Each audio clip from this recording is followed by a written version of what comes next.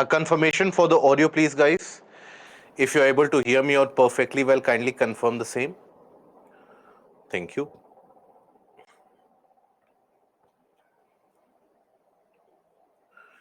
Now, after this, we come to the portion of earthquakes, volcanoes, faults, and faults. So here, this is a particular portion. Some part of it significantly we have already covered while studying the portion of plate tectonics and the portion of the plate movements in general. So that will help us understand the basic concepts in this area as well. This is relevant both for your prelims as well as for your mains examination. When we talk about the prelims examination, from this particular portion, you get the questions, for example, basics of earthquakes,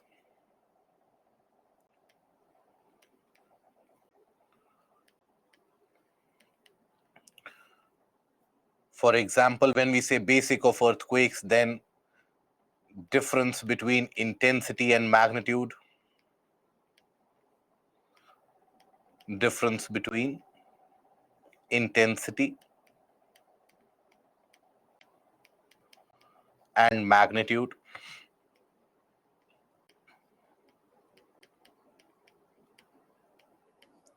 then properties of seismic waves,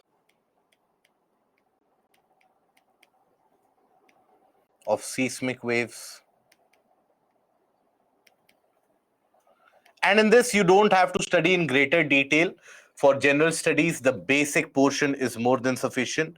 So the basic properties, and there also P and S waves that are more or less asked. Properties, then volcanoes and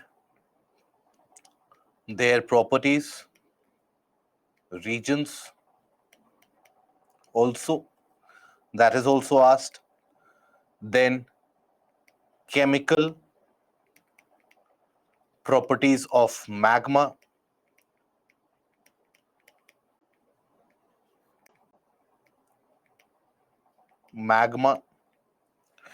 Now in the mains examination from this area, you get questions. In the mains examination, you will find questions from the portion of shadow zones,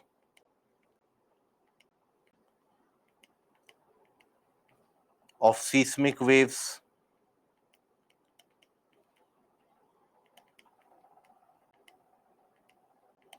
then global distribution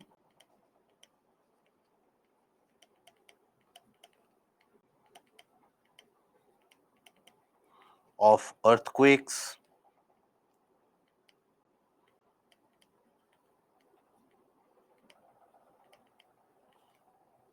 okay, then global distribution of volcanoes,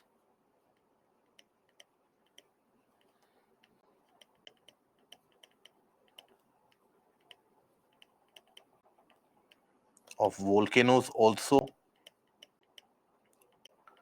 and along with that you will also find questions appearing from the areas. When we talk about the volcanic eruption, from this portion itself, Pacific Ring of Fire is always asked. Pacific Ring of Fire. Also, volcanic hotspots,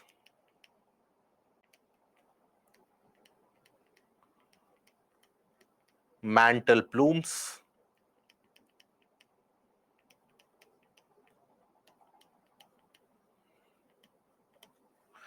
so these are your areas from where you can expect the questions to be appearing from, and in the mains as well as in the prelims examination. These are the areas where questions are very frequently asked.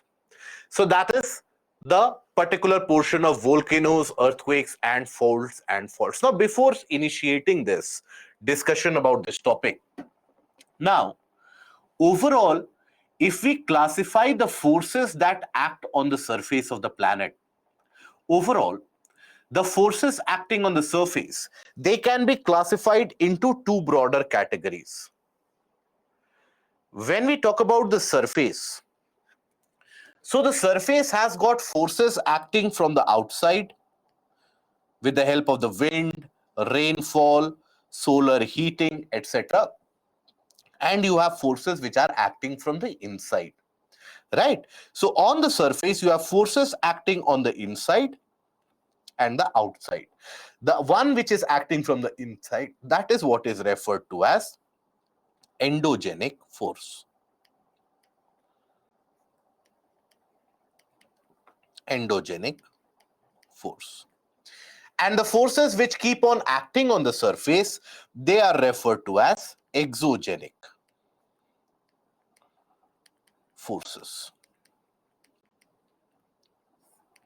So when we talk about plate movements which happen, leading to the formation of various different types of landforms, etc., those plate movements, they can be categorized into which kind of force, endogenic or exogenic? The plate movements are a resultant of which kind of force?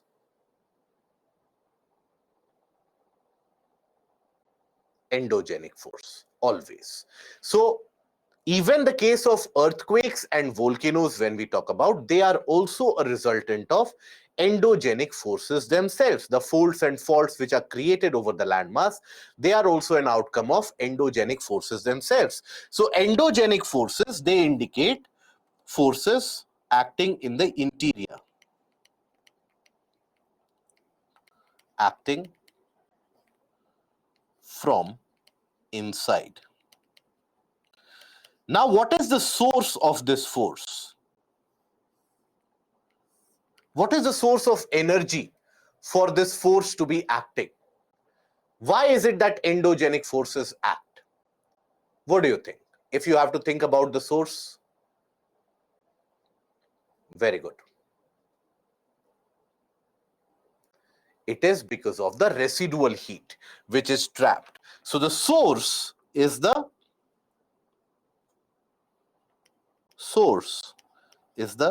residual heat.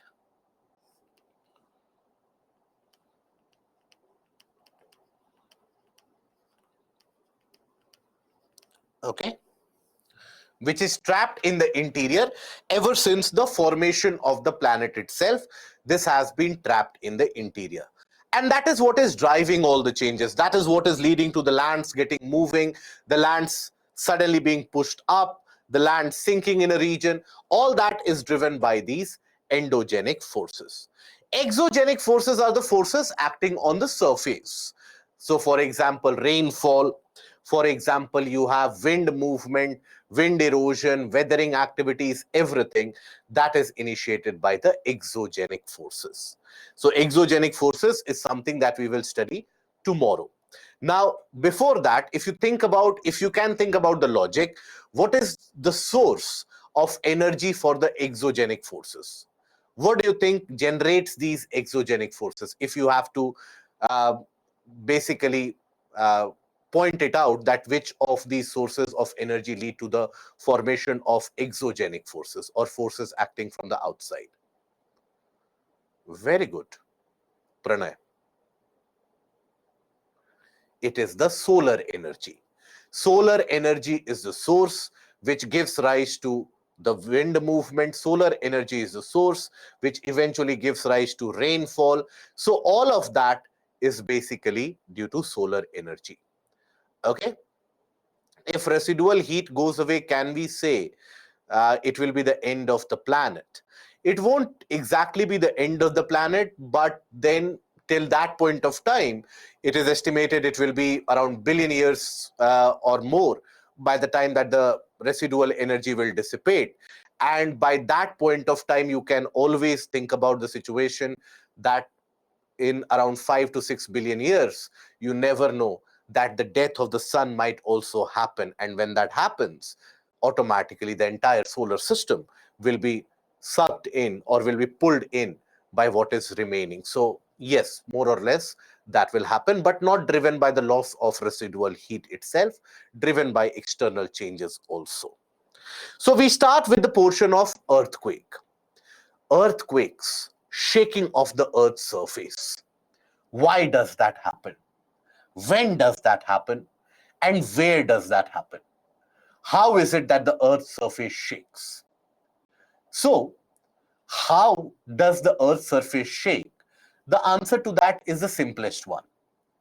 Whenever there is release of massive amount of energy, there is a shaking of the earth's surface. It is not necessarily requiring, the shaking of the earth's surface does not necessarily require movement of the interior of the earth.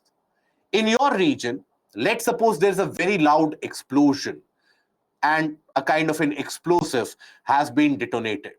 So there also, your region will also experience shaking of the earth's surface.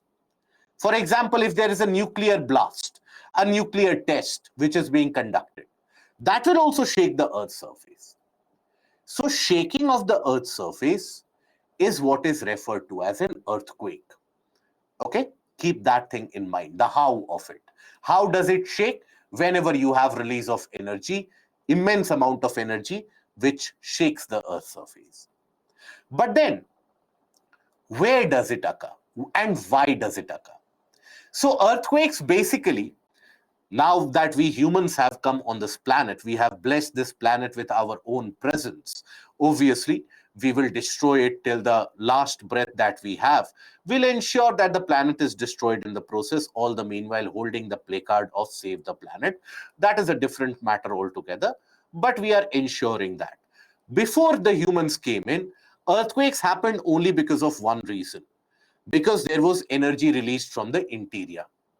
But after the humans have come into the planet, earthquakes also are divided into two categories. One is man-made or anthropogenic caused earthquake, and the second is the natural earthquake. Now, man-made earthquake we will study in the later portion, but the natural earthquakes, why do they occur? So here, they will occur whenever there is a relative movement in between the rocks. Whenever. That movement is never going to be a very smooth movement.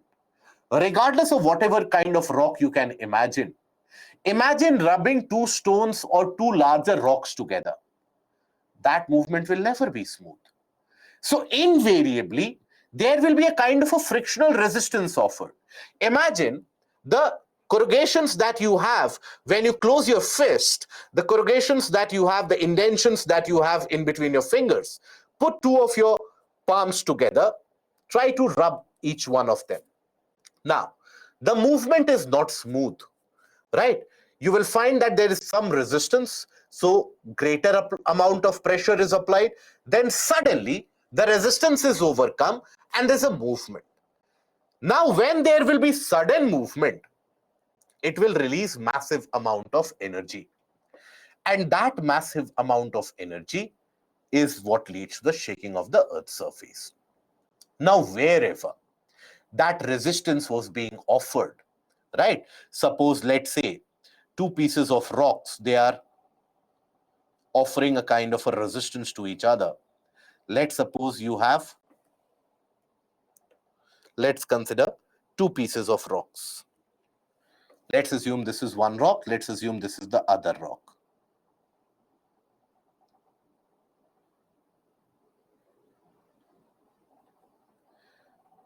Now let's assume that this A and B are trying to move parallel to each other. Now there's a point of resistance here, that is 1. This point of resistance is not allowing B to move.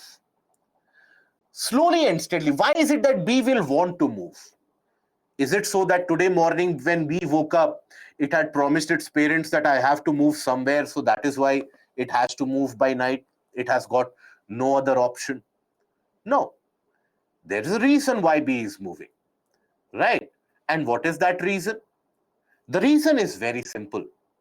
There would be a kind of a convection current somewhere which is driving the movement of the rocks, which is forcing the rocks to move in one direction or the other. So That is why B has to move. Now, all the meanwhile, as B is unable to move because of the resistance provided at 1, there will be buildup of that energy. B will develop that energy significantly. What kind of energy? Mechanical energy. Mechanical energy is also subdivided into potential and kinetic energy.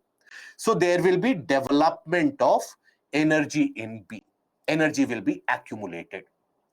So when enough energy is accumulated and slowly and steadily some portions are rubbed off by B and so on, eventually B will move finally, overcoming this resistance.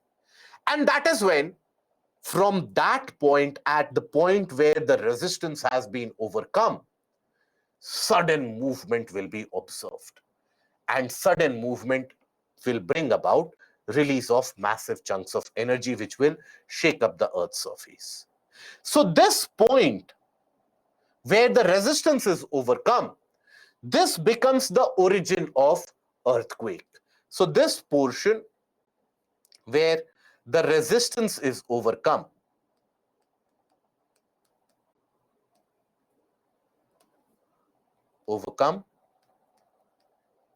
that becomes the origin point of earthquake. Origin point of earthquake.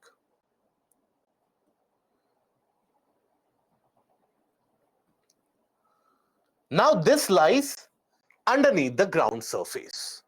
And that point is what we refer to as the focus. This focus is the same that we indicated here. This is the origin of earthquake. Now, when the earthquake comes into existence, or when that finally that resistance is overcome, how will the resistance be overcome? Slowly and steadily, more energy. Always, all of you are finding it difficult to imagine here that how is it that the resistance will be overcome. Think about the same scenario. Put two fingers or the two palms together, two hands together, and try to rub the fingers against each other.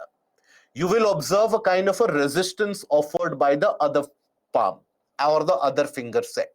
And eventually, as you keep on trying, you will find that the amount of push that you are giving here, that increases, and with that increased push, it finally overcomes that.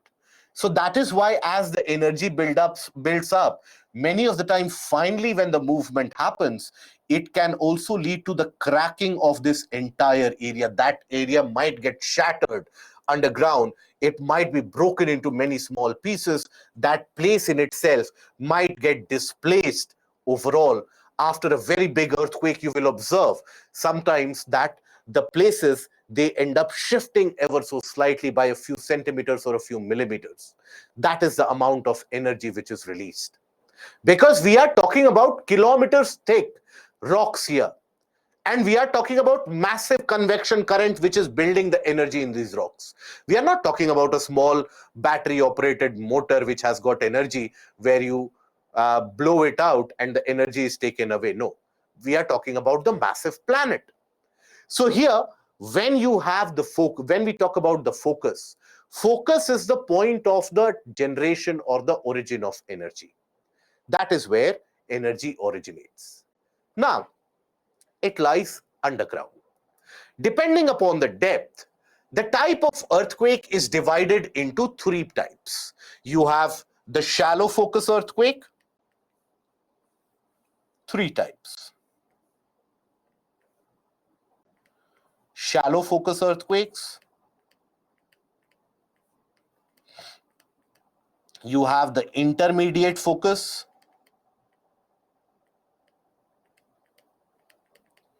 and you have the deep focus.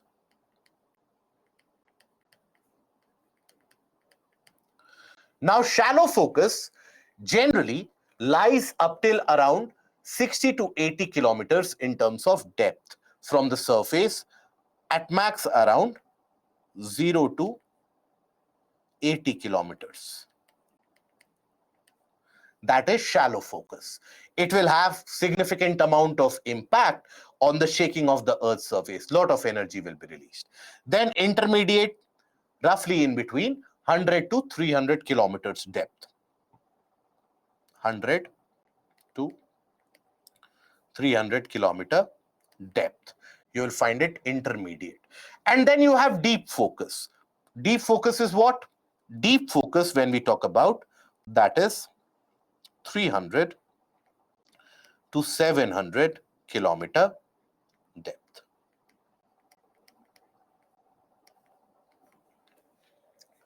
Now, what beyond 700? So beyond 700 kilometers, even in fact, in many of the portions beyond 400, 500 kilometers, you don't have occurrence of an earthquake. Can you think about a reason why? You know the basic realities of it, you know the basic fundamentals of it. You can think about the reason. Can you think about the reason why that at a significant depth beyond 400 or beyond 500, 700 kilometers, when the radius of the planet is 6,400 kilometers from the surface, why is it that earthquakes are restricted only to a depth of around 400 or 700 kilometers? What do you think would be the reason? Distance is large. But earthquakes can occur. Energy gets dissipated before it reaches us. But that again indicates that all those who are saying that it won't be observed or experienced by us, still underground it would happen. But you don't find even that happening. There is an absolute lack of earthquakes or no shaking at that depth. Why? Santosh and Anand, you are partially correct, but not completely correct. In fact, at 700 kilometer depth, you don't have molten materials. So the answer is, basically, at that particular depth, we have already talked about, when we were talking about the structure of the planet, we had talked about the fact that the structure is very similar to that of a coconut, where the outer surface is very hard, the inner surface is kind of a squished out material, solid, greater density, and inner portion is liquid. Now that portion of mantle, that gets very compressed, and in a form, it is squishy in a way. So at a depth and beyond a depth of 700 kilometers, there is no significant release of energy due to frictional resistance. If there is a resistance, materials deform themselves, right? So rather than release of energy, you have deformity of material which is experienced. Because that much huge amount of pressure is applied from above, there is anywhere where there is resistance, immediately that material will bend. So there is a kind of a compression behavior. If it would have been molten, molten is at a depth beyond 3,000 kilometers. That is when it is completely molten. But there you have the presence of that dense liquid or dense solid, which does not break but gets deformed. Is that clear now? I hope that is understood. Okay. Now, here, if the earthquake occurs at a particular depth, now let's say you had the Nepal earthquake of 2015, which happened on the 25th of April 2015. So that Nepal earthquake, it had its focus at the depth of, let's assume, 60 kilometers. Now, how would you refer to that? Where has the earthquake occurred? Will you say that earthquake has occurred underneath Nepal somewhere at a depth of 60 kilometers? No, the region of Nepal is very large. Where exactly in Nepal? When an earthquake occurred in Gujarat, how would you refer that? Where is it that the earthquake has occurred? So, would you say underneath some portion in Gujarat? No. So, basically, the point of origin of earthquake is the focus. And in order to pinpoint where the focus is lying, That is where a vertical line, a perpendicular line is drawn connecting to the surface. And that is what is referred to as the epicenter. So epicenter of an earthquake indicates the point where the earthquake has come into existence, where it has originated. Historically, we have kept records of earthquakes. In general, the civilization has kept record of earthquakes, where you will find in various scriptures earthquakes in the Himalayan region dating back to 1200s and the 13th century also being described. So we have always been afraid, and rightly so, about the devastating ability of these earthquakes. If you come across or if you talk to individuals who have experienced a very severe earthquake, not the tiny shaking one where everybody has got a jolly good time, they upload it on social media, they get together, and you have post earthquake parties also which are held and so on. Not those ones, the mighty ones, the mighty ones which always accompanies loss of huge amount of life. You will find, if you ask or talk to your older generation, they will always remember that earthquakes are not minor phenomena. These are very massive. But the understanding of earthquake has increased rapidly in the past 100 years or so, since we have tried to understand the interior of the planet. Now, while understanding the interior of the planet, earlier we did not have a clue about the layers, etc. So earlier, when the earthquakes would be referred to, the earthquakes would be classified based upon the amount of damage. In the older scriptures, when now Nepal has always been the epicenter of earthquakes. So it talks about the fact that how in the 13th century you had such a massive earthquake that almost one third of the kingdom was completely destroyed. The Nepal kingdom was completely destroyed. Now these are early records. So earlier, even continuing up till 1800s and the early part of 1900s, you had a situation where earthquake would be designated based upon their destruction causing ability or their destructive ability that you had. And that is where you had the inception of what is referred to as the intensity of earthquake. And intensity of earthquake, when we talk about intensity, it is the damage causing potential of an earthquake.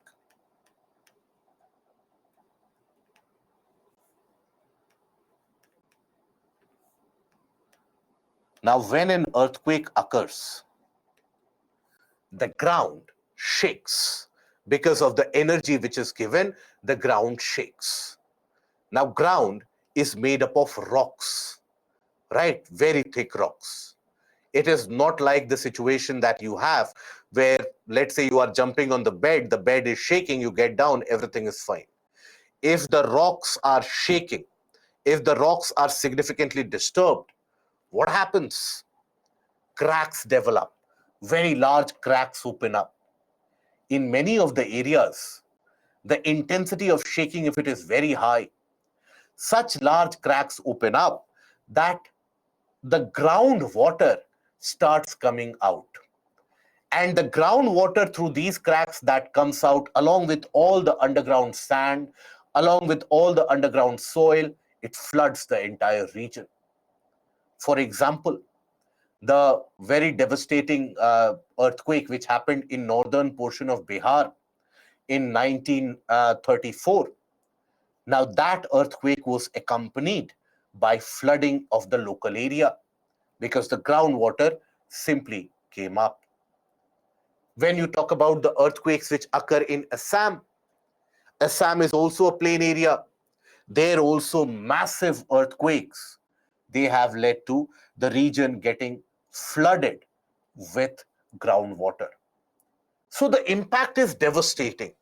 Impact is something which cannot be recounted in simple words. For example, the Bhuj earthquake of 2001, which was so devastating that the Republic Day parade, which was going on at the time when the Bhuj earthquake occurred in 2001, 26th of January 2001. It was so destructive, devastating. Unofficial figures, they say that we lost close to around 30,000 people on that day. Imagine. Recently, Turkey and Syria have also experienced that massive earthquake.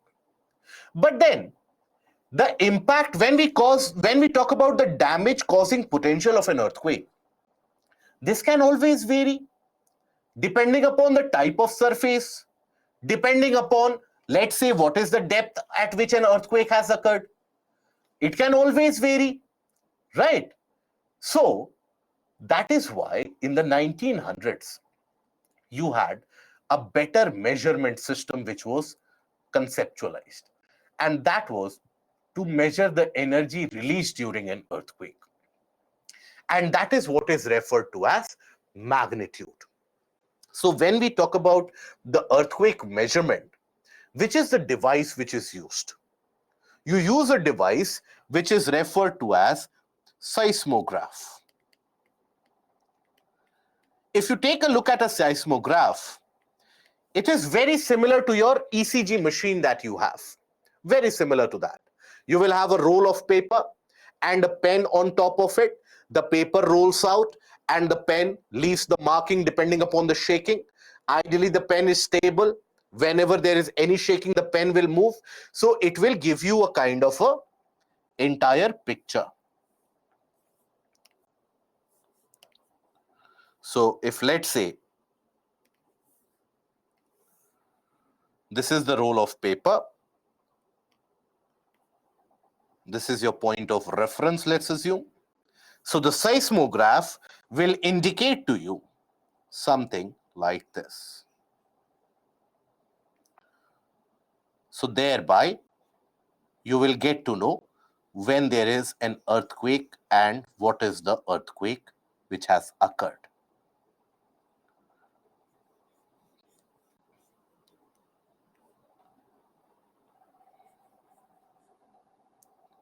So here, very similar to that of an ECG machine. Now, what do you think this pen is measuring? This pen or the seismograph is measuring what? Is measuring the energy, right? This is the measurement of the energy released. Now, the measurement of the energy released, this is the depiction of the energy. So the maximum energy which is released, that is what we refer to as magnitude. So when you hear about the term magnitude of an earthquake, magnitude of an earthquake, it basically gives you a better picture because the damage causing potential can change. If in a region, let's say, let's assume you have an earthquake of equal energy occurring underneath Japan and that same energy earthquake occurring underneath Delhi, you know the level of structures that we have. Where do you think you will have greater amount of destruction, Japan or Delhi, if both of them have same amount of energy? What do you think? Obviously Delhi.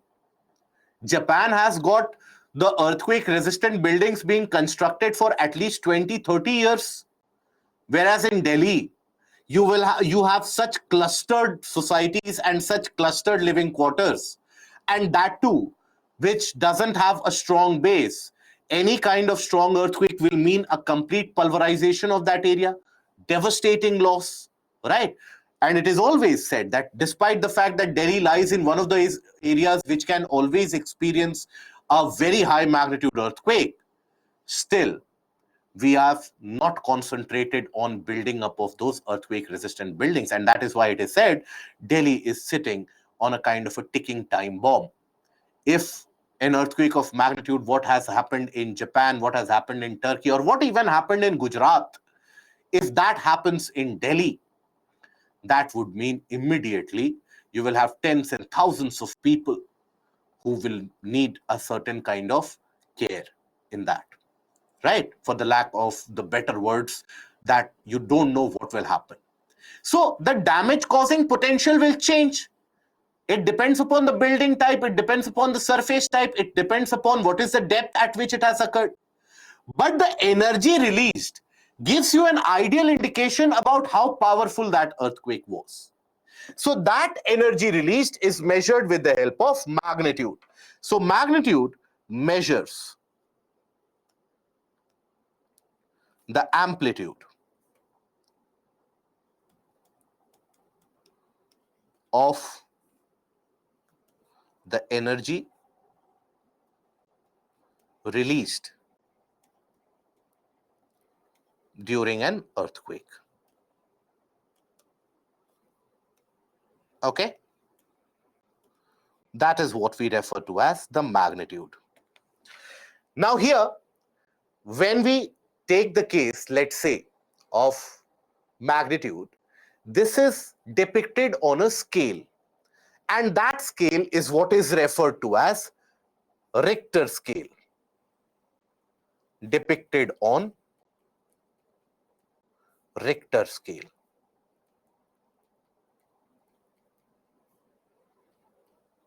Okay? This Richter scale is logarithmic in nature. That means what? It is logarithmic.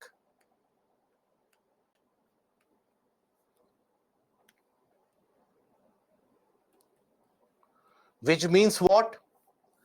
Which means an earthquake of magnitude 6,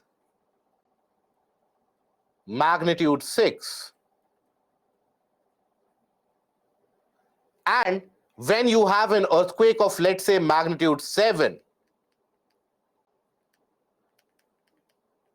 magnitude 7, 7 is actually 10 times more powerful as compared to 10 times more powerful and more energy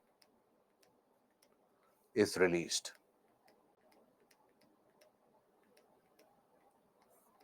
Okay? So that is the case with magnitude. Now, the other depiction, that is intensity, it takes the case of visible damage. For example, what is the level of damage? Have the trees fallen? Have we felt it? Because I hope we are aware that on a daily basis, we face many earthquakes which occur. On a daily basis, more than 200 earthquakes, they occur across the planet. But many of them, they occur at a depth or they occur at a magnitude that we don't even feel it of, right? So that is where you have the damage causing potential is dependent on the fact you have many earthquakes which we don't even feel. You have some earthquakes where slight shaking is observed, but we are not sure whether an earthquake has occurred or not. There is a level where in intensity where we talk about that, okay, we have experienced this. Then the maximum level of damage causing will be what? The maximum level will be when everything will be pulverized, the buildings will fall, everything. So that is the case of intensity. Intensity is classified from 1 to 12. Earlier it used to be 1 to 10. Now this classification in the case of magnitude is done on a Richter scale. In the case of intensity,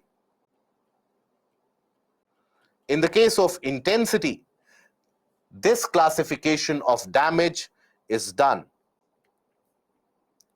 It is depicted on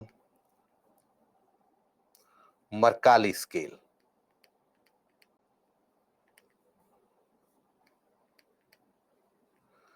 So earlier you had the depiction from 1 to 10 based upon the visible damage, but now you have the modified Mercalli scale where it is 1 to 12, 12 being maximum damage, nothing is left, 1 being the minimum damage. So this is the difference that you have, Mercalli scale and Richter scale. When we say Mercalli scale, it represents the intensity of the earthquake, and when we say the Richter scale, represents the magnitude. Range is from 1 to 12, and here the magnitude is from 1 to 10. Sometimes in certain places you will also find it that 0 to 10, because some earthquakes even 0.1, 0.2, but that is not considered in realistic purposes.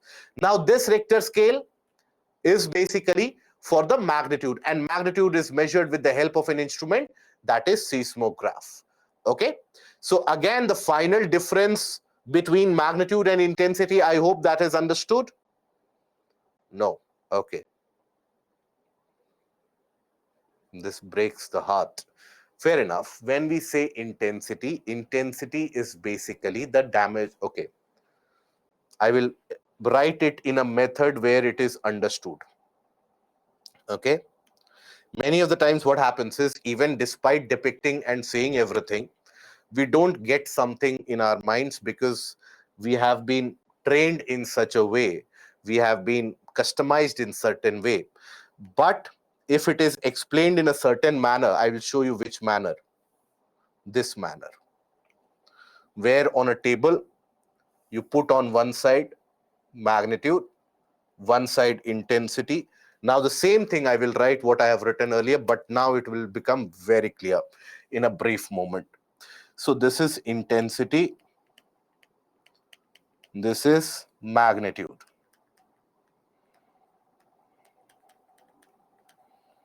Okay, so here depicts the visible damage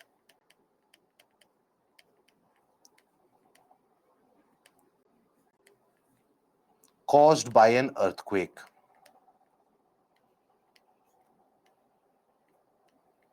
Earthquake. And following the same pattern in which we have been trained since our school days, does not depict the visible damage.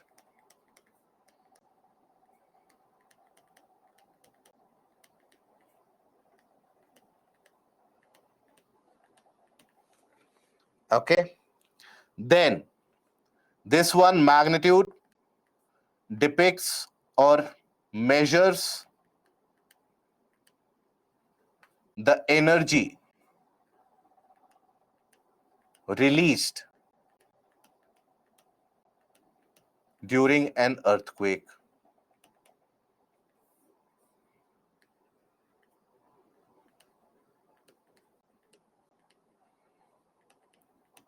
And here does not measure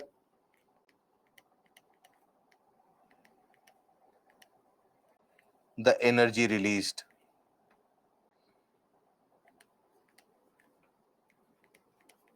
Okay, measured on a Richter scale.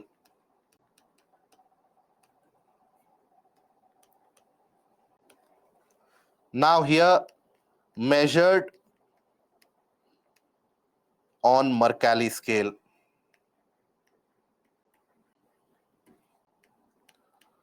Then classified from 1 to 12, classified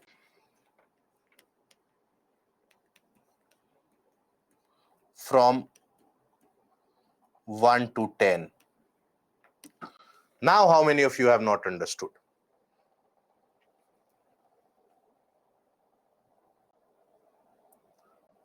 Let me know. All those who had said not understood. And how does magnitude differ? Now everybody has understood.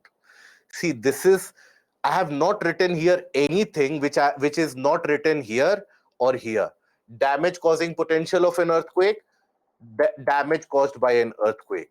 It measures the energy, it measures the amplitude of the energy. So we have basically written the same thing, but that is what I am saying, that we have been trained in such a way, unless and until it is given in a tabulated format where we know that the text is given, that we can mix it up in a piece of paper, gulp it up, take it out when the need be. So that is, I hope that is not the expectation from the rest of the modules as well. I hope if you are setting that kind of an expectation, you are going to get a lot of disappointment as we catch up pace in the portion of climatology and so on. Because I would want you to catch up the concepts, because please understand, the more better you catch up the concepts, the greater is the level till which we can take the discussion up to. Okay, right? Yeah, that is what is correct. So yeah, I hope it is understood now. Anyways, so amount of energy released by an earthquake called its magnitude can be measured by the amplitude of the seismic waves which are produced. Okay, that is what is the magnitude. Now, here, basically, whenever an earthquake occurs, generally you will find that there are a kind of some amount of shaking, some amount of movement which is experienced slightly before the main earthquake, some amount of shaking which happens after the earthquake. As the rocks will initiate the motion, they will try to get into the position, and then eventually the main movement will happen, and then they will adjust to the new position. So that is what you will come across the situation, that in before the main earthquake you will still experience some amount of shaking. Most of you would have experienced that. Those are referred to as foreshocks. Foreshocks. Okay. Now, okay, let me write the definition. Otherwise, again, I will get the same question. So, slight shaking which precedes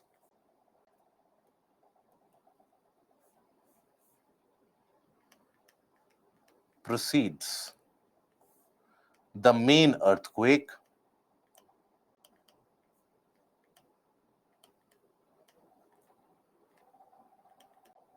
as the rocks try to initiate movement.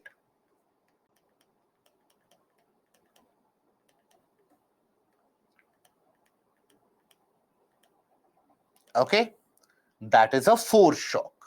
Foreshock. Fore means something which happens before, right? So, or ahead of it. Ahead of the main earthquake, you receive the foreshock. And then you also have what is aftershock.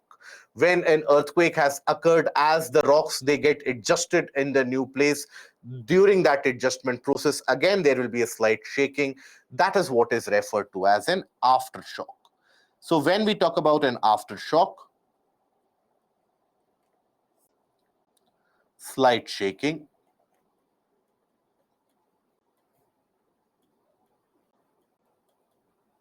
after an earthquake,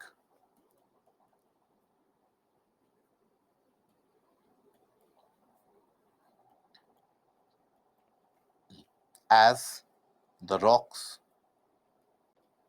adjust in the new position.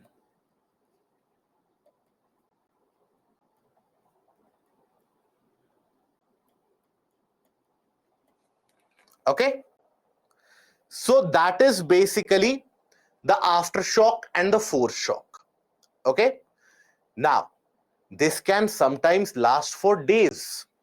For example, before a major earthquake, sometimes you can experience the or you can expect the foreshocks to be happening 1 day or 2 days or maybe 1 month beforehand, and then finally the main earthquake occurs.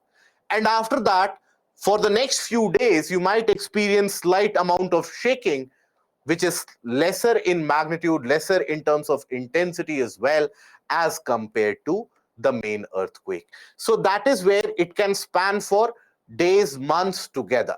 Okay.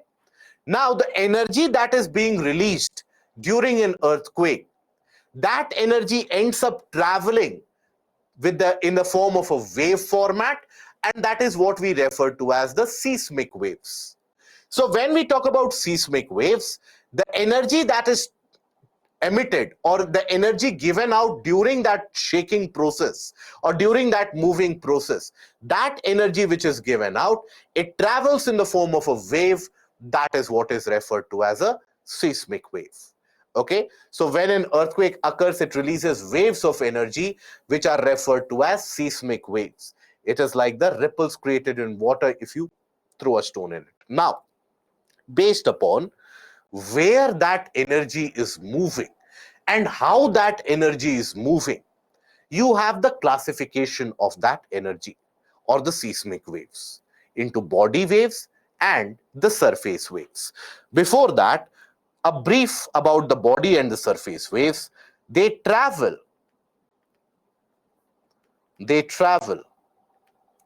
through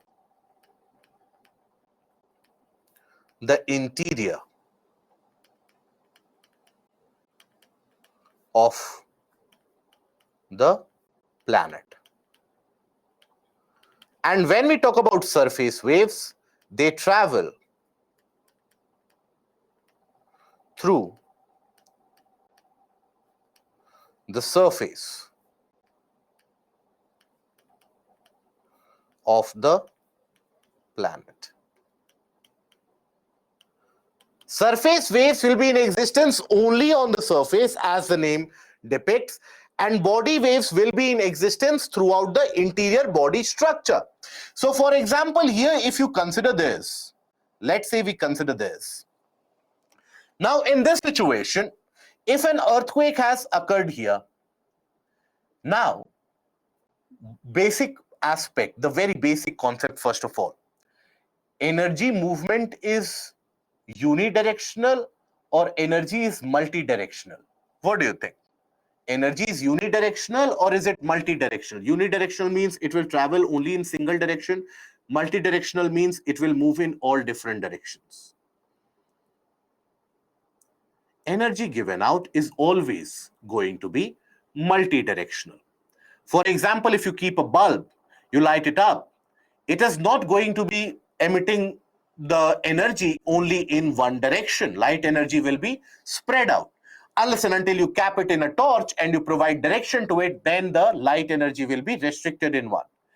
Now, similarly, if you keep your speakers or your woofers on the ground and thereby you play music, now that music will be distributed in the region uniformly, unless and until you provide a direction to it, and then it becomes a kind of a unidirectional or bidirectional. So energy, whenever it is released, energy is always going to be multidirectional.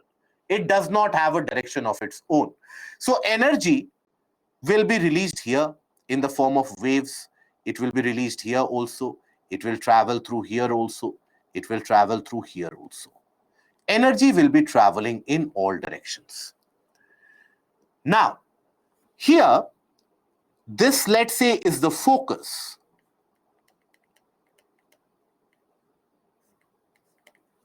And here, directly overhead, you will have the epicenter.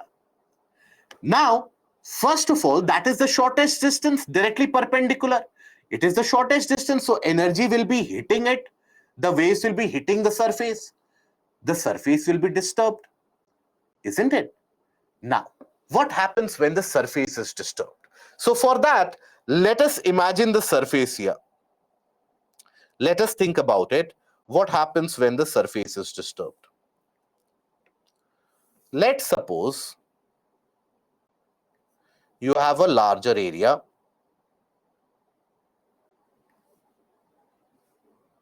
Let's suppose you have a larger area. Now, if there is a disturbance from underneath happening here, do you think only this region will shake? It will shake, but it will impact the surrounding areas as well. Suppose, take this hand, right? Now, suppose if I hit my hand here, right, continuously, if I hit it here, now you will observe the fingertips, they will also end up moving ever so slightly. The fingertips will also move. So how is that fingertip moving if the point of force or the point of the wave hitting is here itself? How is it that this fingertip is getting disturbed? That is because the energy provided here has translated through the hand and it has reached here, right? So this portion is disturbed. That means the entire other portion will be disturbed as well. So that is when, if the energy waves, they hit it here in this particular region, now this disturbance will start traveling outwards on the surface. Now, this disturbance which is traveling outwards on the surface, it will resemble this kind of a scenario where in the water you have, let's say you throw a stone.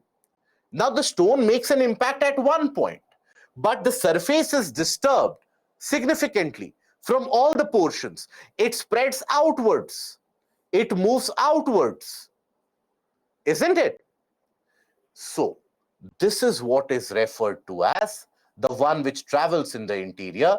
That is what is your body wave. And the one which travels due to the disturbance of body waves which have reached here. Let's suppose this is the epicenter. Epicenter. So from the epicenter, it has now traveled on the surface only. And that is what is your surface wave. Surface wave. Okay. So that is basically your surface wave, and that is what your body wave is all about. Okay. How does focus point calculate, or how is it that focus is calculated? Now we have various instruments. We have the, for example, across the planet, if you think about, very basic thing I'm telling you, just to tell you an idea that even by satellites now you can study where that energy is being released. But the various different parts of the planet, you have various observatories, seismographs installed all around. Seismographs, they are installed, hundreds and thousands of them are installed, moving on the ships, etc. You have hundreds and thousands of these seismographs. So they end up measuring even the slightest amount of deviation. When you triangulate where that deviation is coming from, you get an idea about the focus. But obviously, this is carried out by computers now, so it is a very fast calculation process. And nowadays, you can measure it with the help of the satellites hovering in that region, because that will immediately indicate a lot of energy released. Okay. Now, let us take a look at the different types of seismic waves. First of all, we'll start with the portion of body waves. So we start with body waves.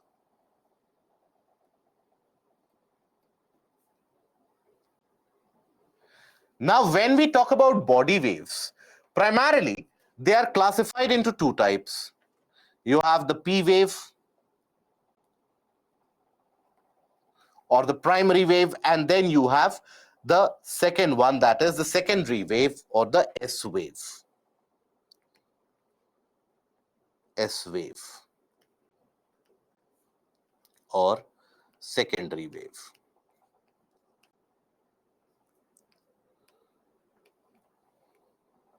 Now, at the region of the focus,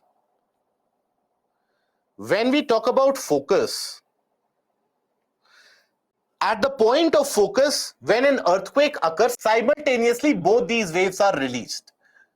What are these waves? This is how the energy translates. So energy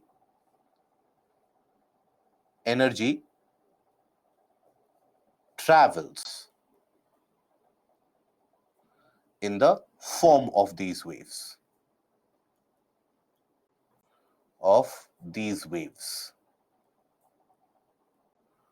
Right? For example, when you speak something, it travels in a wave-like format. The sound waves, light waves, they travel. So when you speak something, the sound waves, they travel how? So it compresses the air in front of you, that compresses the air ahead, and that is how the entire sound wave transmits. When you have light, light also travels like a wave. How?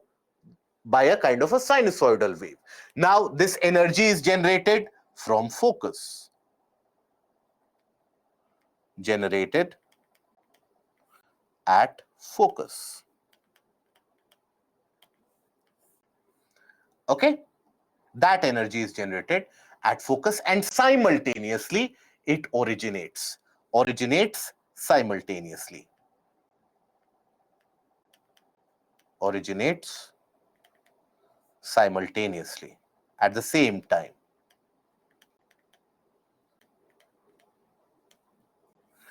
Now these P waves or primary waves as they are referred to, now they end up moving the particles in a different manner as compared to the S waves. Now, I hope we are aware that solid, liquid, and gases, the particles, the molecules which are present, in the case of the solids, all the molecules, they are closely attached and bound with each other. In the case of liquids, the molecules have got a slight distance between them. In the case of the gases, the molecules are very far away from each other. So I hope we understand that kind of a difference. When we talk about the P wave or primary wave, here, let us understand how is it that the molecules or the particles, they react. So here, the particles, let's suppose, they are present like this. Now, let's suppose this is the point where the energy has originated. Now, this is the direction of wave propagation, wave movement. Now, this energy will impact the particles in different manner. The P wave, how it travels is, it will immediately hit the next particle. The next particle will get slightly compressed, it will hit the next particle. That one will get compressed, it will hit the next particle. So eventually you will find that the direction of particle movement is the same as the direction of the wave movement here. So here you will find the fact direction of particle movement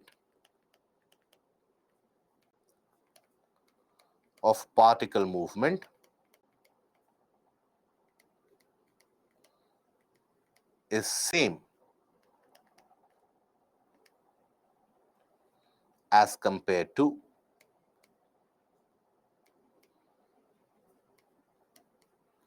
the direction of wave movement.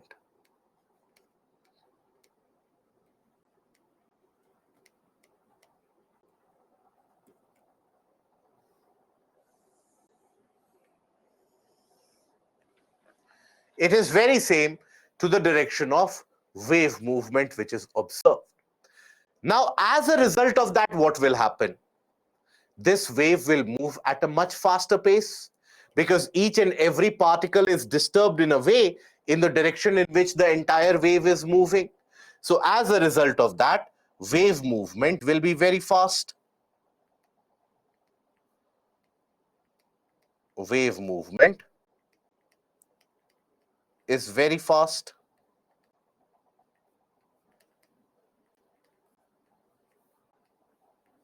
Okay? Now, that means if the wave movement is very fast, it will hit the surface very quickly, right? We'll come to the comparative aspect when we talk about the S wave and the secondary wave as well. But here, this wave movement is very fast. This is one of the criteria that we know. The other aspect, let's suppose we consider a liquid. In the case of a liquid, the particles are slightly far away. Now, let's suppose this is where the earthquake has occurred. This is where the focus is. So, this is the direction of wave movement. Now, here, if you will observe, now this energy which is released will lead to the vibration of the particle of the liquid. Now, as it is vibrating, it will influence the bonds and that will impact the movement of the next particle as well. That is going to impact the movement of the next particle as well. That is going to impact the movement of the next particle as well. So that is how it is going to transmit itself. So even if the particles are far away, the disturbance is happening in the path of the next particle directly. So that is where the disturbance is transmitted. So this basically means that P waves, in a way, P waves can travel through solids, liquids, and even gases. Okay, even gases. However, if you talk about the speed of P waves, when is it that they will be able to move very quickly? When the particles are very close to each other, or when the particles are very far away from each other? What do you think? When is it that they will be able to move with greater speed? When they are very close to each other, right? So the speed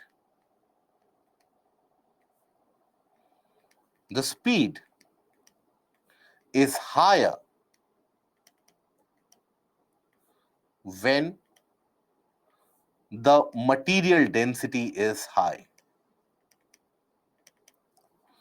When the material density is generally high, that is when the speed is very, very high also. So that is what you can think about in the case of P wave. So always the speed will be fastest in the case of the solids. Denser the solid, greater will be the speed which is associated. Now, as I told you, when the energy is released, now the particles will behave, they will oscillate in different manner. Now here we observed a kind of a linear disturbance, but there will be a kind of a transverse disturbance also. We will take a look at that, and that is what is explained with the help of S waves or secondary waves in general. So let's say you have the particles, right? Now here is where the focus is. This is the direction of wave motion, wave movement. Now here, when the energy is released, in this case, the particle is disturbed in this manner, a transverse manner. So here, energy is being released at the same time. At both P and S wave, energy is being released at the same time. But then that energy which is being released, it will have various impacts on the particle. Particle will move like this, particle will move like this also. So when the particle moves like this, that is the P wave which travels, then the particle moves like this, that is the S wave which travels. So as the particle moves in a transverse motion, it will disturb the next particle, that will disturb the next one. So like that, eventually, this particle will also be disturbed. This one will also be disturbed. This one will also be disturbed. Like that, the entire process will be disturbed. So the wave formation will be somewhat like this.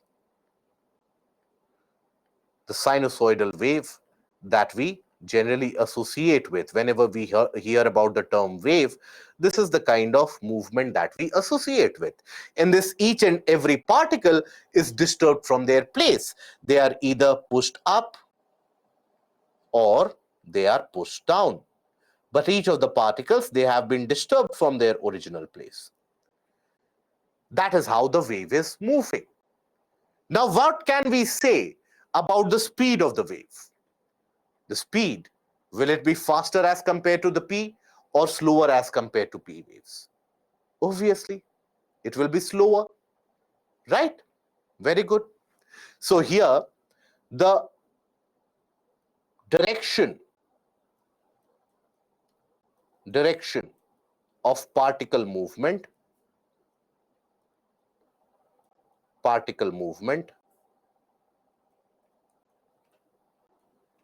is perpendicular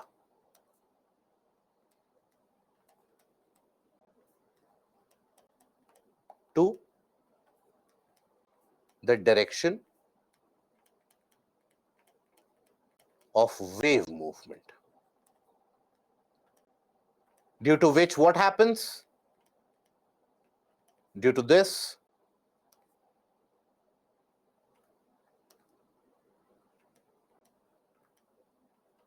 what happens? Wave movement is slow.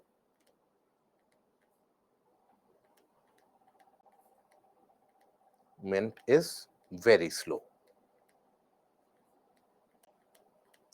Now, what about when we talk about the liquids, where the particles are to be far away? Now here, this is the direction of wave movement. This is where You have the occurrence of disturbance. The first particle, let's say, is disturbed in that manner. Now, will it have a greater influence of the second particle?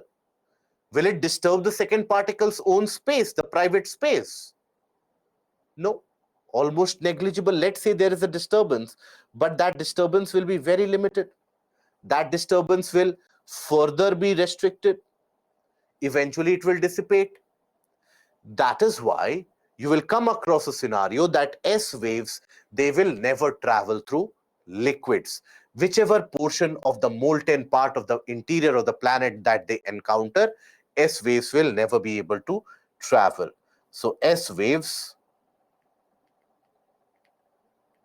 do not travel through liquid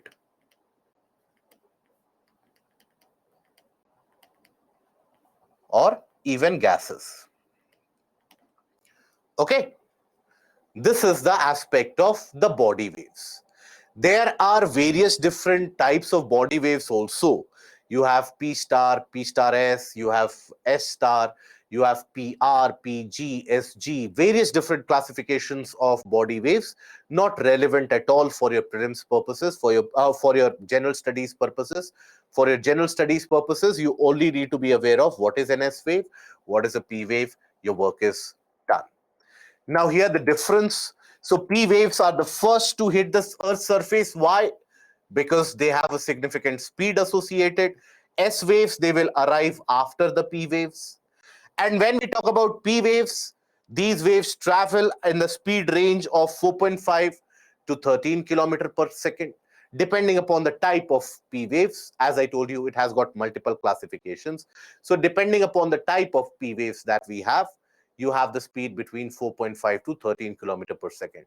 This is close to around almost 2 times, 1.7 to 2 times faster as compared to S waves.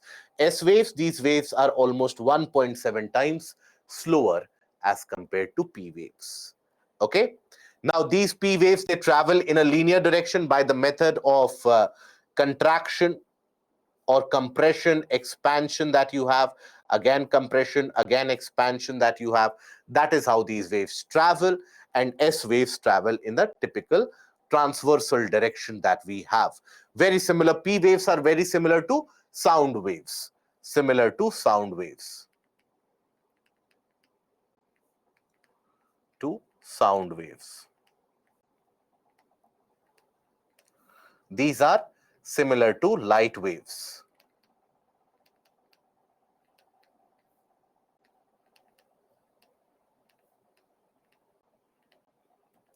Here, they can travel through solid, liquid, and gas. They can only travel through solids. Okay. Which one is more destructive? Out of these two, body waves, they don't carry out much amount of destruction. Destruction is carried out by the surface waves which result from the body waves. So we'll come to that. Before that, difference between P wave. Before the slide, difference between the P wave and S wave. Okay. Sushri, reason of non-movement of S waves in liquid, because observe, in the case of liquid, the particles are far away from each other. So if one particle is getting disturbed, the impact of it is not transmitted significantly. It mellows out. So for example, in the P waves, the disturbance of one particle would directly disturb the space of the second particle, which would disturb the space of the third, and so on.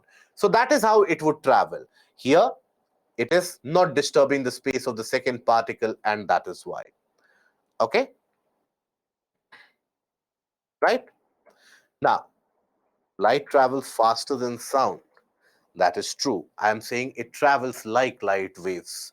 It is an indication of the wave travel. And here that means like the sinusoidal type of movement, transverse movement. That is how light wave travels. Okay. Why P waves are in liquid form of gas? P waves are not in liquid form. Please explain your question again. Why P waves are in liquid form of gas? There is nothing referred to as liquid form of gas, my dear friend. If you are asking why P waves can travel in liquids as well as in gas, that is because there the particle movement is similar in the direction of the wave propagation. That is why if one particle basically moves, it will impact the other particle. That will always impact the third particle. In the case of S waves, that is not going to disturb the second particle, that is not going to disturb the third particle, and so on. So that is why in the P waves, here it will always hit on and disturb the second particle. That is why. Okay. Is it true that animals make you aware before an earthquake in comparison to technology? Technology is also there, but animals also feel it out. What is the technology that you have? So basically, all the earthquake detection systems that you have, something that you would study in your portion of disaster management, all the earthquake detection systems that you have a common phenomena in them. And they utilize the basic aspect and the basic properties of these waves. We have seen that P waves are detected first, right? So that is why all the detection systems, they are built to detect these P waves. And immediately after the P waves they hit, some time is left before the combined P and S waves they will also hit. So first the P waves will hit. Then you have a combined portion of P and S waves which will hit, which is we refer to as the main earthquake, which will cause all the destruction, devastation, and so on, which will lead to the generation of surface waves also. So there is a time gap of 30 seconds to 1 minute in between, or sometimes even 2 minutes or more, in between the first strike and the main earthquake which occurs. So that is where all the earthquake detection systems, they start ringing an alarm immediately after the first hit. The alarm is blared out, and that gives you around 30 seconds to 1 minute to sometimes even 2 minutes of a time window.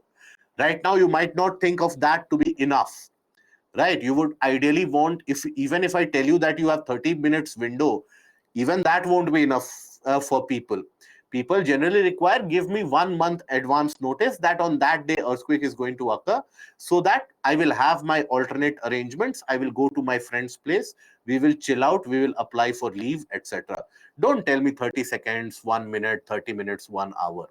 That is a general approach. But even if you think about 2 minutes of warning, that is enough to put yourself out of a danger zone. If you are standing between buildings, at least you can have a sprint to safety, right? And it is not as if the earthquake has started occurring and immediately that means the end of the world.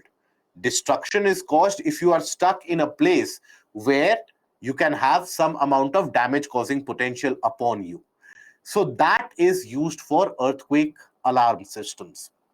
This is something which is used by Japan significantly. And at one point of time in Japan, you had a situation where these earthquakes are very frequent in Japan. Why? Why earthquakes are very frequent in Japan?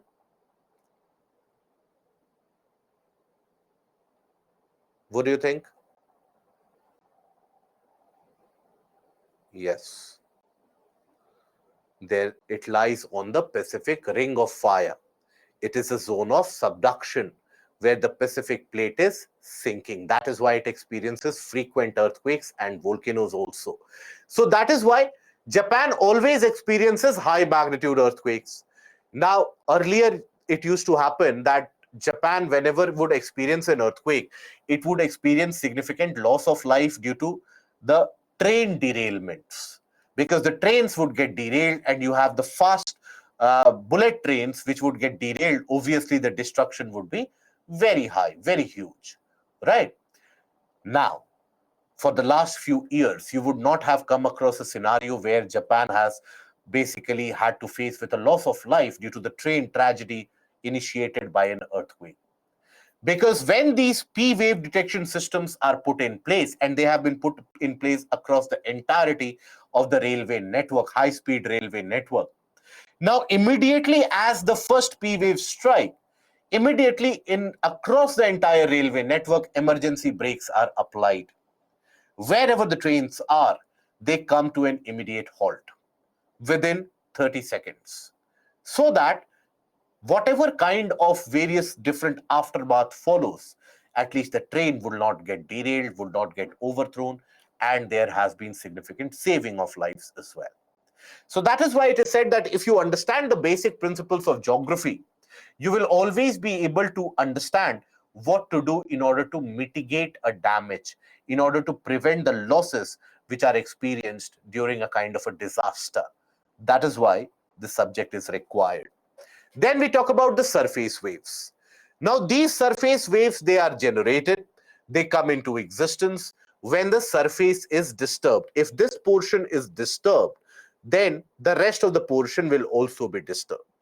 So that is where the surface waves, they travel outside or in the outward direction from the point of epicenter. So surface waves are those that travel on the surface and originate at epicenter,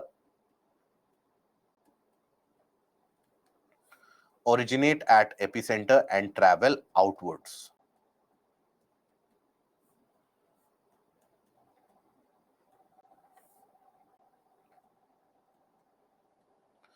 Now, these have maximum damage causing potential because when the surface that experiences, let's say this is the surface, now this starts experiencing a kind of a wave-like motion, a kind of a wave-like phenomena, you can always imagine the magnitude of damage that it can end up causing. Because let's suppose you have a building here.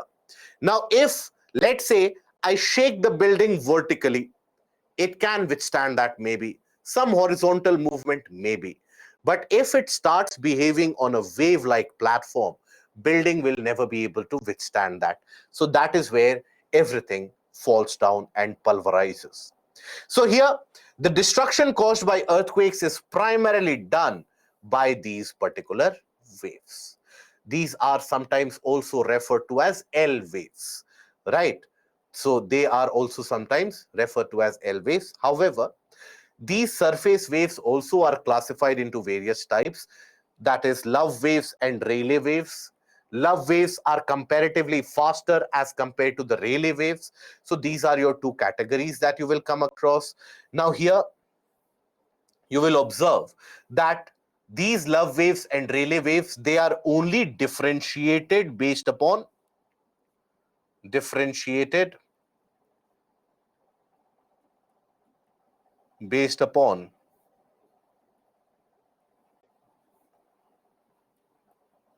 type of movement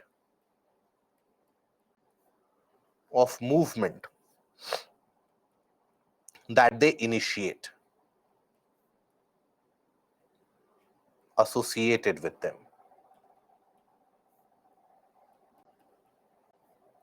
Okay, that is the basis on which they are differentiated. If you observe the love wave, they will have the ground surface moving like a snake. That also causes a lot of devastation, destruction. If ever you would have stood outside and an earthquake, a massive earthquake has occurred, those of you belonging from the hill states of the country, the hilly regions of the country, those of you belonging from the northern portion of Uttar Pradesh, northern portion of Bihar, northern portion of Assam, and northern portion of West Bengal or Gujarat, you would have ideally experienced this at some point of time in your life or the other. You would have experienced that when an earthquake occurs, a significantly powerful earthquake occurs, even if you are standing on the ground, not in a building, on the ground, after a point of time, due to shaking, you will experience as if your body is shaking laterally. You are experiencing some vertical movement as well. It will all go round and round, and eventually you will sit down on the ground surface, right? If you don't have anything to hold around you, you will immediately crouch down because the ground surface is not going to behave in a certain way. Ground surface behaves in a different manner. So if the movement is like this, and along with that there's a vertical movement as well, so vertical movement brought about in the ground surface, that is counted as a Rayleigh wave, and the horizontal disturbance brought about on the ground surface, that is depicted as the love wave. Okay, So that is basically the classification of the various waves. The basic features of these waves, if you understand, very important and relevant for your examination. Now here we come across the shadow zones. Now, before coming across the concept of shadow zones here, basically a very brief concept, because today we have also talked about the difference between solid, liquid and gas. So I think the basic concept needs to be talked about here. Let's suppose you have a glass, right? Underneath that glass, let's suppose I put another very dense liquid.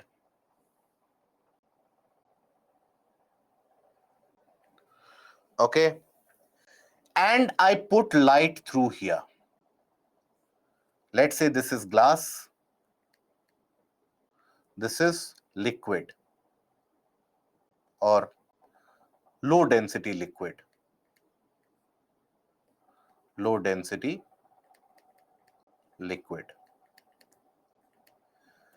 Now, will the light be traveling in the straight line, or will the light bend when it interacts with the glass? What do you think?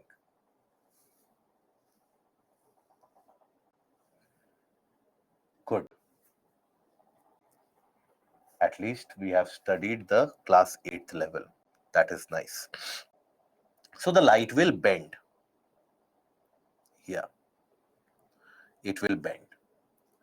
Now it comes towards a region of low density. So that means it will bend again here. It will have some bending like this. So what do you come across? Light is a source of energy, isn't it? Or a form of energy. So energy waves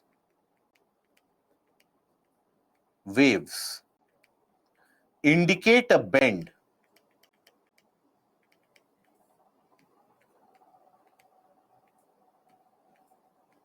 as they encounter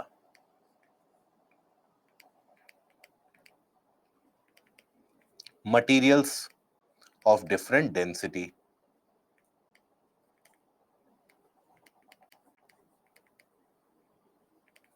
As they encounter materials of different density, the energy waves will indicate a bend.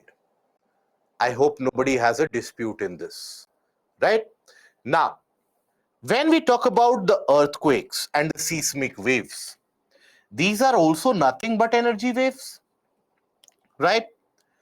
Now, here we do know that the density keeps on increasing as we go towards the central portion of the earth. So here, when we talk about, let's say,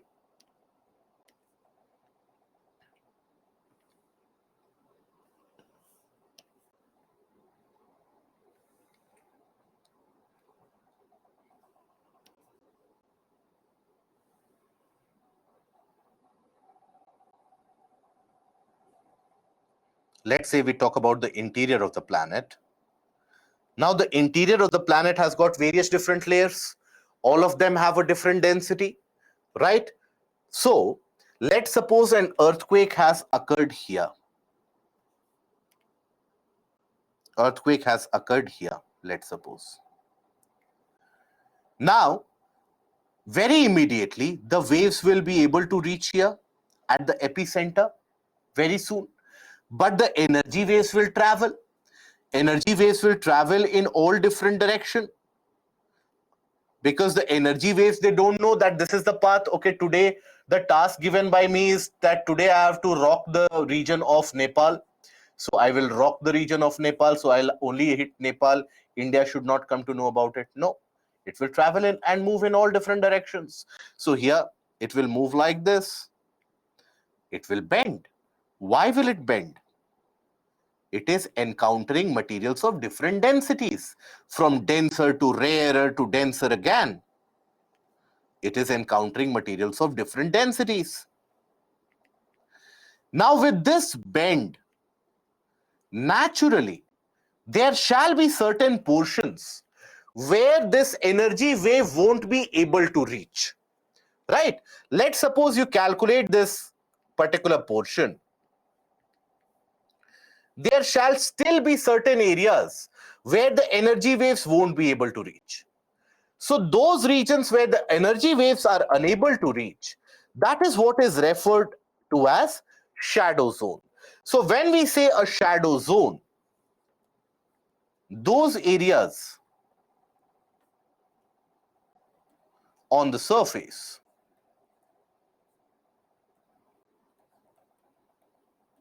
where the energy waves, or rather the seismic waves,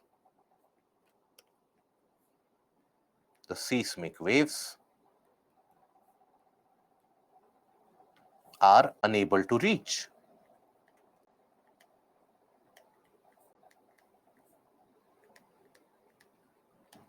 Okay? They are unable to reach. For example, consider the waves of, or the path of P waves here. Now let's suppose this is a region where the focus is. This is the point of focus. Now observe that the energy waves are traveling, right?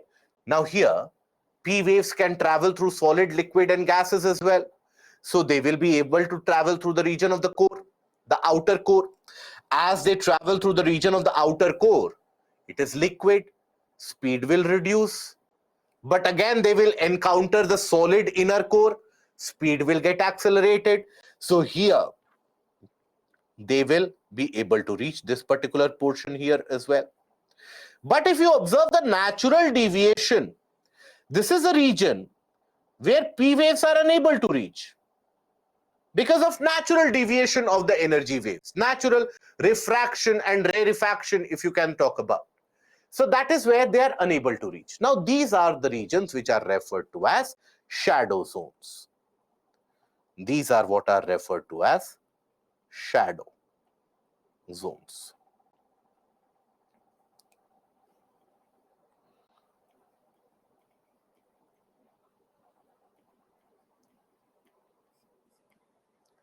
Okay, they are referred to as shadow zones. What about the S wave? S wave is very similar to like a kind of a student. When the student sees the exam hall and the exam paper, immediately it disappears. It is not able to function anymore. S wave, when they see the liquid medium, they immediately they lose all their thinking ability. They are unable to move. So you have seen the P waves, they are tackling the liquid medium. But S waves, whenever they encounter the liquid medium of outer core, there itself, they will dissipate. So that is where in that entirety of the region, no S waves are detected. So that is why it is always said that shadow zone of S wave is much larger as compared to the shadow zone of P wave. So shadow zone of an S wave is much larger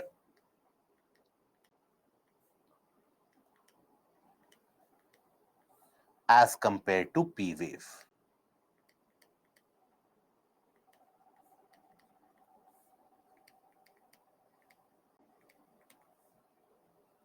Okay, why?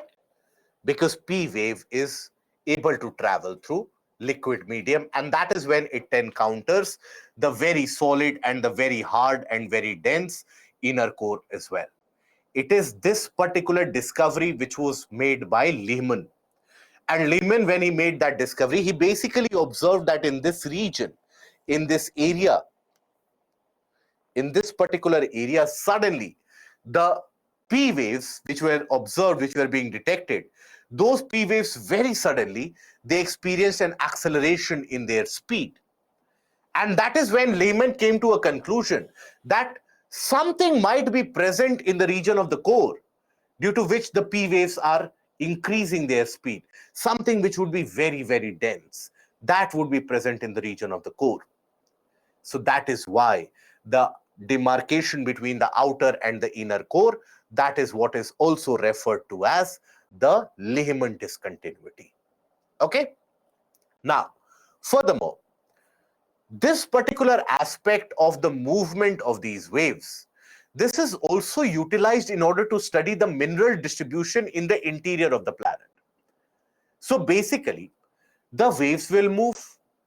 Now, the observatory stations that you have, the various observing stations, let's say, that you have on the surface, they will measure what is the time taken for the travel of the waves.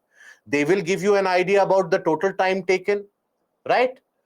And also, you know the focus, you know the time taken, you know the speed, and the speed varies. So let's say I know the property of P wave, that normally P waves will move at 13 kilometer per second. I know that ideally it should have reached here at this point of time, but it has deviated. So there must be a certain kind of material.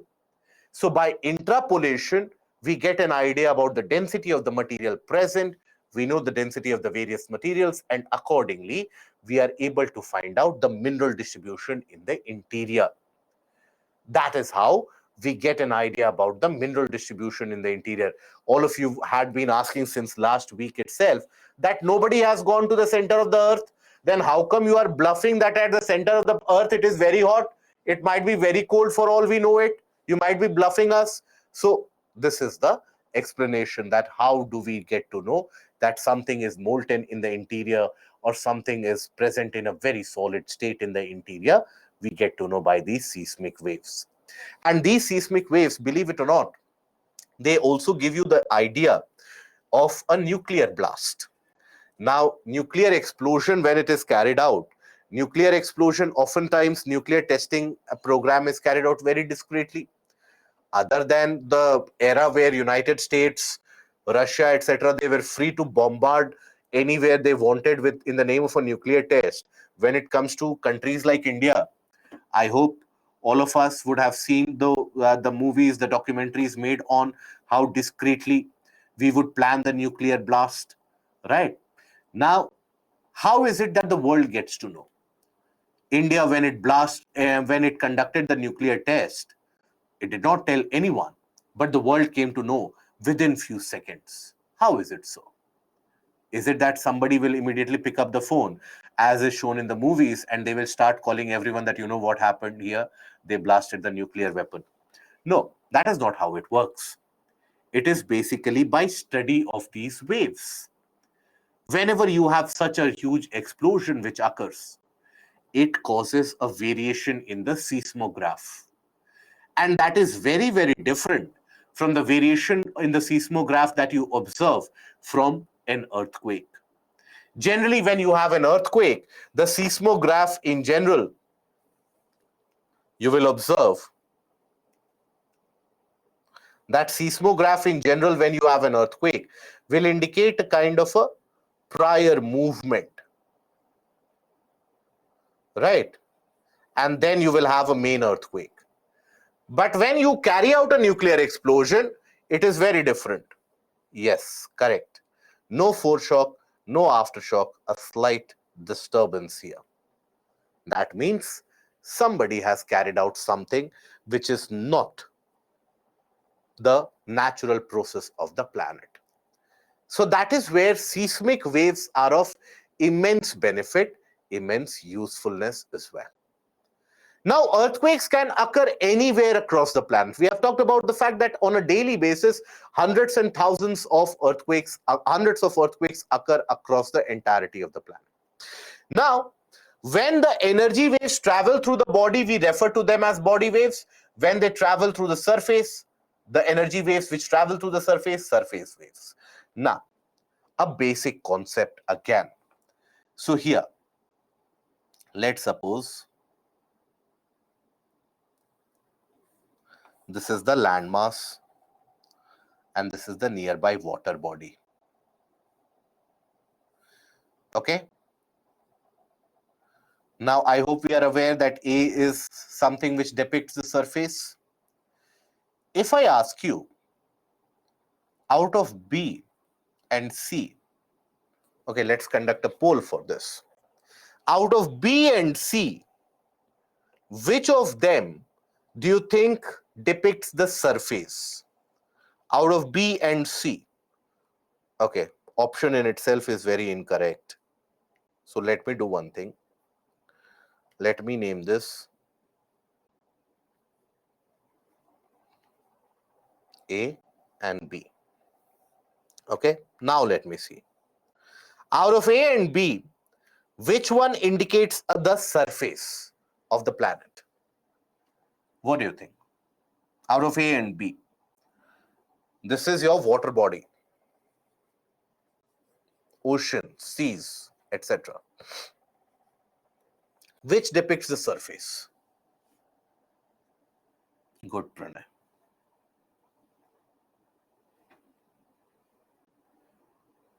Very good.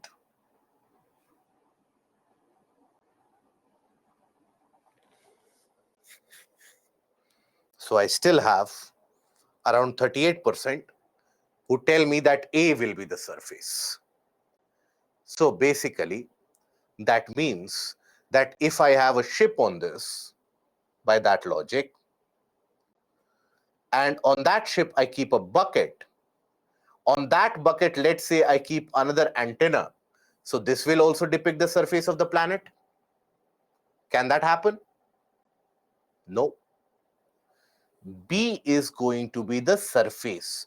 What lies above the surface, that is immaterial, right? So here, ocean bottom is the surface.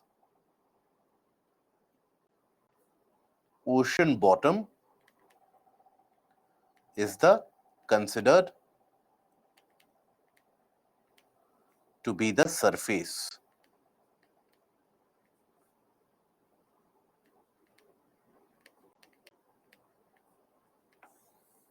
So that means if there is an earthquake which occurs here, body waves will be moving only up till here. From here, you will have the surface waves which will move.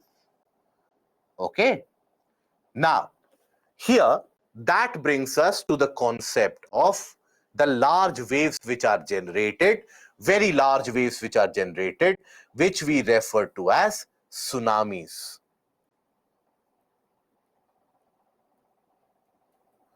Tsunami is basically the Japanese for very large waves, as simple as that. Now here, when we talk about these tsunamis, they are always observed due to underwater earthquakes. Generation of very large waves.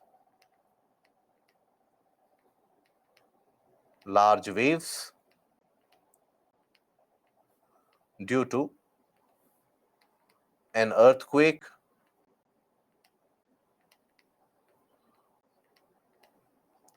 underneath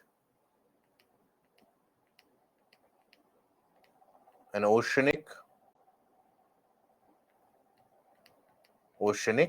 area. When I say oceanic area, the nearby seas are also included in that. So in the seas and the oceans, when you have the generation of a large tsunami. So suppose here you have an earthquake. Here is where the focus is. This plate is subducting underneath the other one. Let's suppose here you have the focus. Now that means the epicenter will lie where? Epicenter will lie here. This will be your epicenter.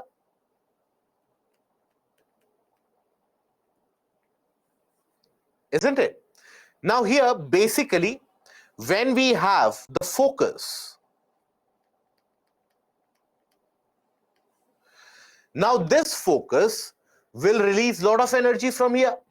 Now initially the body waves will carry that energy, and the body waves, when they are carrying that energy, they will be disturbing the epicenter.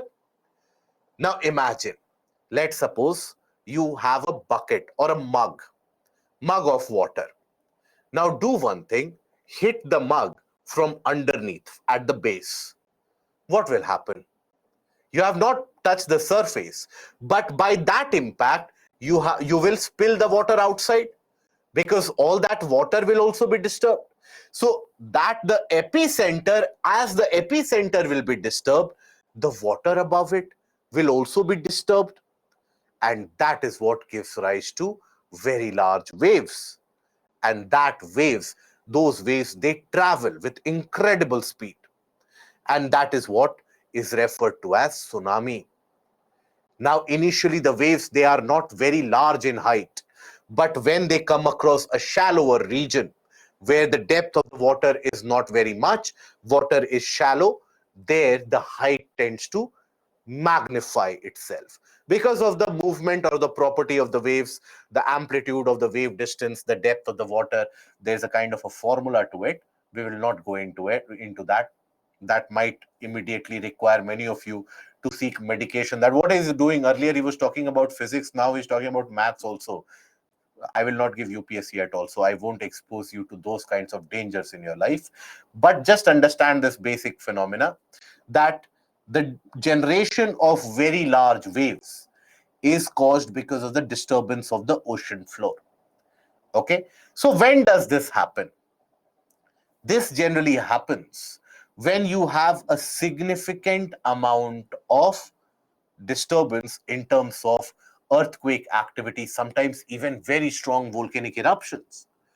Sometimes when you have a very immense and strong volcanic eruption, that is associated with a kind of an earthquake which occurs in that region as well, right? Because as the magmatic molten materials, they try to force themselves upward with a kind of a pressure, they will disturb the earth's surface as well.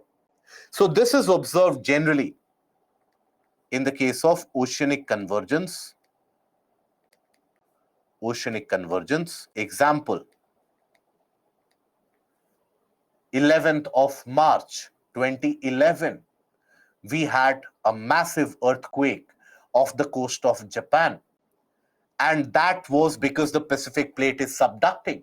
That initiated a large wave or a tsunami, which caused the very infamous Fukushima disaster where radioactive leakage happened. 26th of December 2004, that is when a massive earthquake struck to the south of Andaman Nicobar Islands in the region of Sumatra. That is again where an oceanic crust of the Indo-Australian plate that is undergoing subduction. So that generated an earthquake so massive that many portions of South Asia were completely destroyed. Many portions across the eastern coastline, that was completely destroyed. If you think about destruction in India, we cannot even gauge about what happened in smaller regions like Sri Lanka. They were completely pulverized. So that is how earthquakes, they can lead to these tsunamis. Okay, now here also volcano or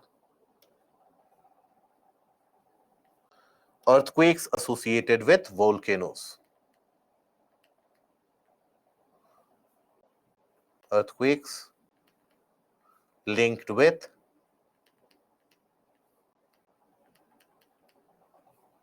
massive volcanic eruption.